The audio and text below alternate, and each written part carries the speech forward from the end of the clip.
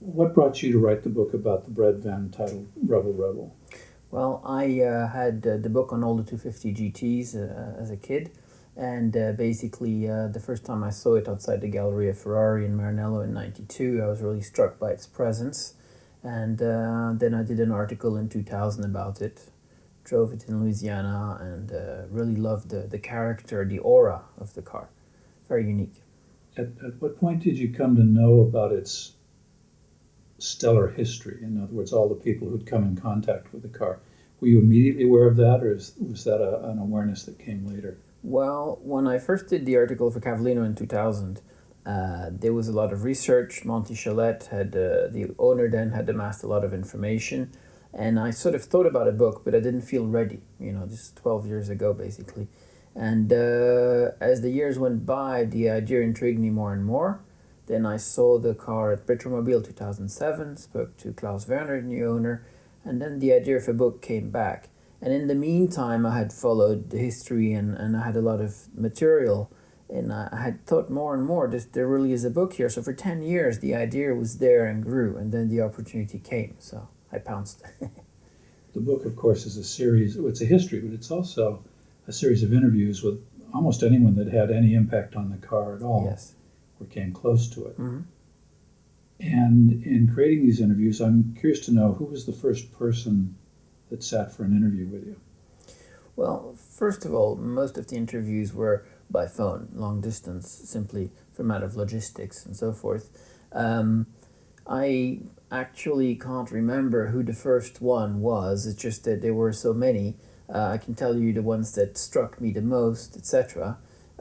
People like Gary Wales was an incredible character. Obviously, to interview Count Volpe was very special. Colin Davis and Abate didn't have the greatest memory, and I found Colin Davis in South Africa with great difficulty, and he remembered very little. However, there was such a wealth of memory and quality in all the interviews, like Edgardo Mungo in Rome, who raced it in a hill climb there, painted silver. No one had spoken to him about the bread van in 40 years. So that was very rewarding. So all the people who had a little role and were able to tell me their story and had not been interviewed many times over, as is the case far too often in interviews, these were brand new interviews. Right. So I love that.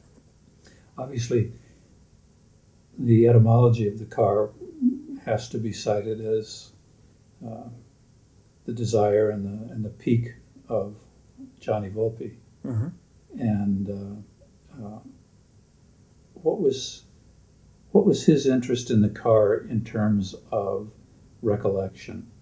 Did he come easily to the interview, or did he have to be coaxed? Was it something he wanted to talk about? What was your impression as you Well, questions to him? He likes to say it was all like theater. You prepare everything, and the race is when the curtain goes up, and you've prepared everything. And he likes the drama. And when at Le Mans 62, the car was ahead of all the GTOs, even though it just had a 4-speed gearbox, it didn't have their 5-speed gearboxes. That, for him, was a grand moment. So there was that. He'd been wary of some interviews that turned out wrong or that were edited wrong. So he was a bit cautious at the beginning, but always approached people very politely and give them a feeling that I'm going to respect what they say, honor their trust, and not change what they say. So I've hardly ever had a refusal. So I really enjoyed my time. I interviewed him twice in 2000, again in 2009. Did you have a sense that he had a desire to correct the record or set anything straight with regard to the history of the bread van, or where was he, do you feel, happy with what had been written about the bread van story up till that point? There were two things. The minor one first, which was that he felt, he wanted to specify the bread van was mostly about lightweight. That was the most important thing that everybody overlooks. It was much lighter, and the less a car weighs, then the more it will perform. The second thing was the matter of Le Mans 62, the bread van, and his other Ferrari, both failing due to parts that were, he felt, suspect, and those parts came from the factory. So he was quite bold in basically pointing out this, and it was more than a veiled accusation. Basically, it was look at the one elephant in the room, and he was helped by people who had been given to him as race managers by Ferrari before the conflict happened. And his saying was, well, Modena is a small town, and I was less powerful than some other people. Namely, one other person. Yes. Do you feel I remember a quote, and I don't know if he gave it to you or if it came in directly through you or through an individual I know, Gary Barnhill, but he said something to the effect that the women who are attracted to men who have such cars are inversely proportionate to the value of the car itself. Do you know that quote? Yes. He said that to Gary Barnhill, and that was reproduced with his permission. That's the very last part of the book. Yeah. Very interesting, I thought. Yeah.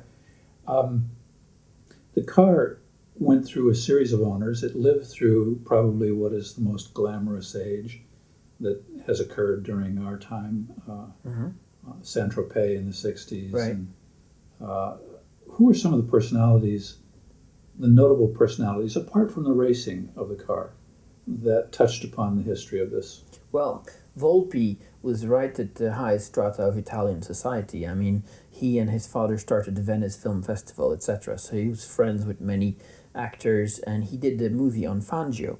So there are photos of the car at the Modena Autodromo with Volpi, Ingegnere Giotto Bizzarini, and Fangio.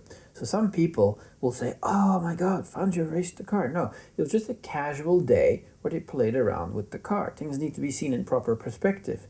And Fangio did do a few laps that day, and Bizzarini rode with him and said, I picked up on a few things.